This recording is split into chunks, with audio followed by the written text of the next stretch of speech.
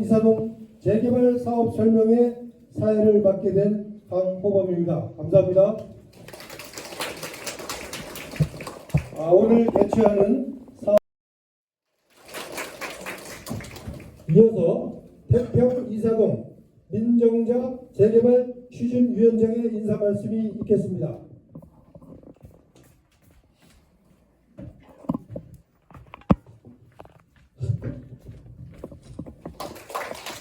안녕하세요. 태평 이사동 재개발 추진위원회 민정자입니다.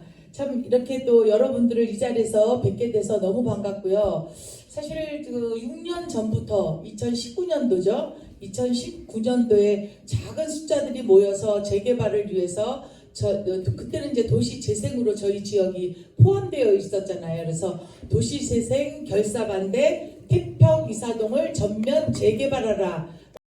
그럴 때도 저는 가로주택이 아니라 우리는 전면 재개발을 해야 된다라는 소신 있는 생각이 있었고 거기에 뜻을 함께 해주신 많은 분들이 있었습니다. 그래서 불모지와 갔었던 이 태평 이사동의 재개발을 향해서 여러분들의 손길을 모아 여기 있는 운영위원회들 또한 관리자님들 또 이 재개발을 위해서 물신양면으로 작지만 보이지 않는 힘들이 결집이 되어서 오늘 이 재개발을 할 수 있는 이제 연번 동의서라는 동의서가 진구되는 그런 상황에 이르렀습니다.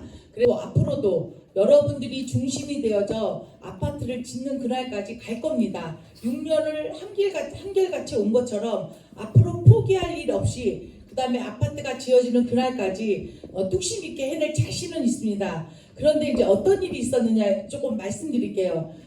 연번 동의서가 11월 13일부터 나왔습니다. 11시에 나왔고 저희는 사실은 이제 저쪽에 지금 저희와 같은 그러니까 그동안 어쨌든 관리 가로주택을 추진했던 그런 분들이 지금 사무실을 오픈하고 있어요. 동의서를. 그런데 지금 어떤 상황이 벌어지느냐면 민정자 사무실에서 나왔다. 그리고 동의서를 받아가시고 또 한 가지는 민정자랑 함께 한다. 이렇게 하고 동의서를 받아가셔요. 뭐 받아가서 쓰고 가셔서 어쨌든 재개발만 해주시면 큰 문제가 없겠죠.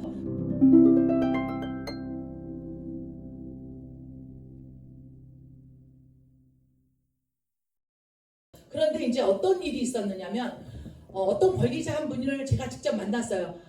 민정자 사무실에다 나는 써주려고 다 그랬는데 어떤 분이 오셔서 민정자 사무실에서 왔다고 같이 하는 거니까 써도 된다고 이렇게 말씀을 하시면서 동의서를 3장을 써줬대요. 아니 동의서는 원래 2장이거든요. 하나는 복사본이니까 복사를 어른들은 할 수가 없어요. 그런데 3장을 받아갔대요. 아니 어떻게 어머니 3장을 받아갔어요? 그랬더니 철회 동의서라는 걸 받아갔대요. 그러고 그때부터 13일이 첫날이었는데 저희는 첫날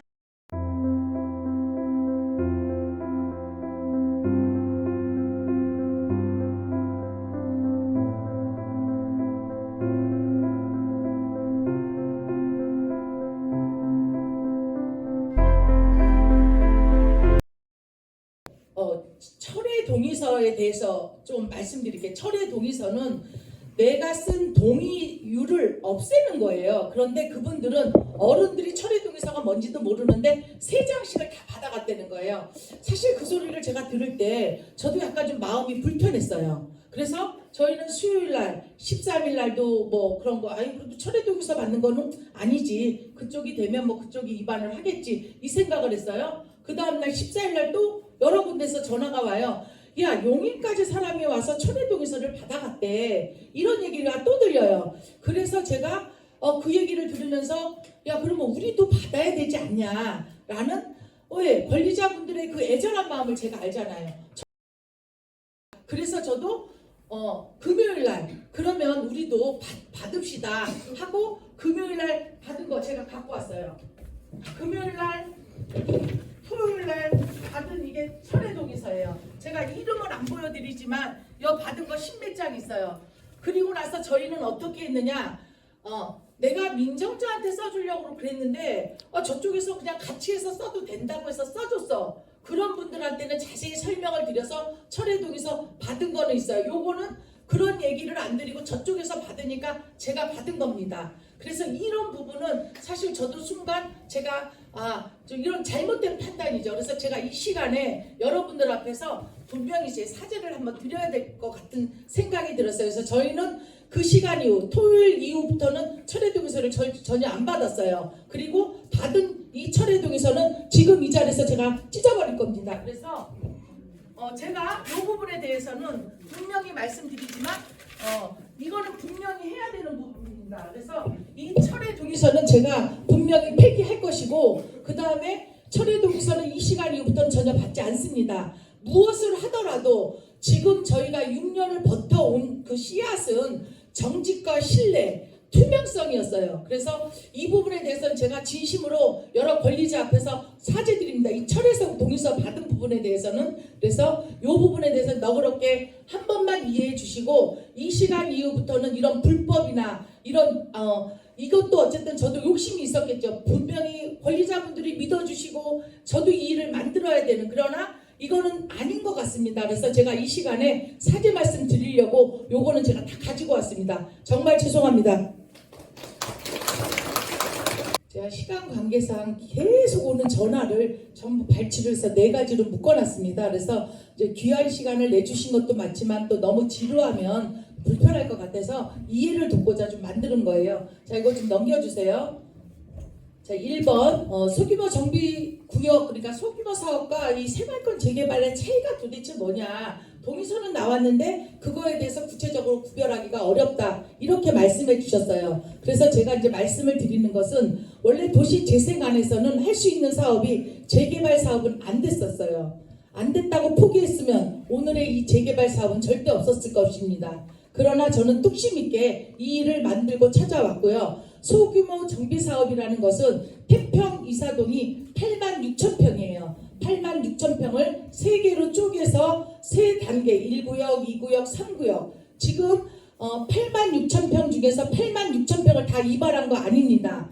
한 구역 3만 평은 1구역이 빠졌어요. 1구역은 지금 현재 소규모 정비 사업으로 지금 현재 고시를 받아서 추진 중에 있습니다. 그리고 저희는 56,000평, 2구역과 3구역으로 나눠져 있는 56,000평만 생활권 재개발로 들어갔어요. 그러면 소규모 주택 정비는 뭐고 생활권은 뭘까? 소규모 주택 정비에 관한 특례법으로 하는 이 법은 한 구역 안에 5개의 구역으로 6,000평씩 쪼개서 5개 구역이 존재해요. 그러면 우리 지역 같은 경우는 2구역, 3구역이 모이게 되면 56,000평 안에 10조각으로 쪼개서 하는 개발입니다. 그래서 그런 개발이 저는 부당하다고 생각을 해서 국토부로, 경기도청으로 성남시를 뛰어다녔고, 드디어 우리가 생활권 계획 56,000평으로 할 수 있는 법안이 나와서 지금 이 일을 하는 것이고, 지금 현재 저희는 1구역을 제외한 1구역 분들도 가끔 이제 불만은 있으신데 고시를 받아서 그거는 제가 어찌할 수가 없어요. 그래서 1구역 부분은 고시가 해지되고 나면 생활권으로 들어올 수 있지만 오늘은 안 된다라는 거예요. 그래서 분명히 명확하게 제가 말씀을 드립니다. 그래서 10개로 쪼개서 하는 개발 방식, 생활권 재개발은 어떻게 하냐, 통으로 해서 한 단지로 개발하는 방식, 이렇게 이해해 주시면 빠를 것입니다. 두 번째 질문이요. 신속통합은 몇 년 전부터 계속 전화도 오고 뭘 받기도 했는데 태평이사동 재개발 추진위원회에서 뭐를 했냐.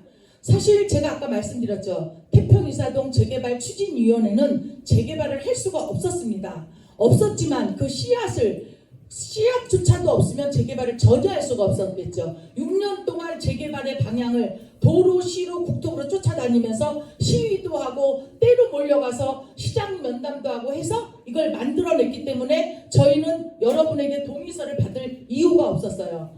다음이요. 3번 신속통합 추진위원회가 통합을 하자라고 했는데 왜 재개발 제가 거절을 했냐, 이런 얘기도 많이들 하셔요. 말씀드릴게요. 아까 얘기했죠. 정비업체는 제가 참 이름을 얘기해서 되는지 안 되는지 모르겠네요. 거기에 부사장으로 얘기하면 안 된대요. 어쨌든 그분이 저한테 찾아온 건 맞아요. 자, 2가지만 얘기했어요. 첫째, 싸우지 말고 하자. 둘째, OS 요원 쓰지 말고 하자. 그런데 수요일, 목요일 OS 요원 다 풀었더라고요. 그래서 제가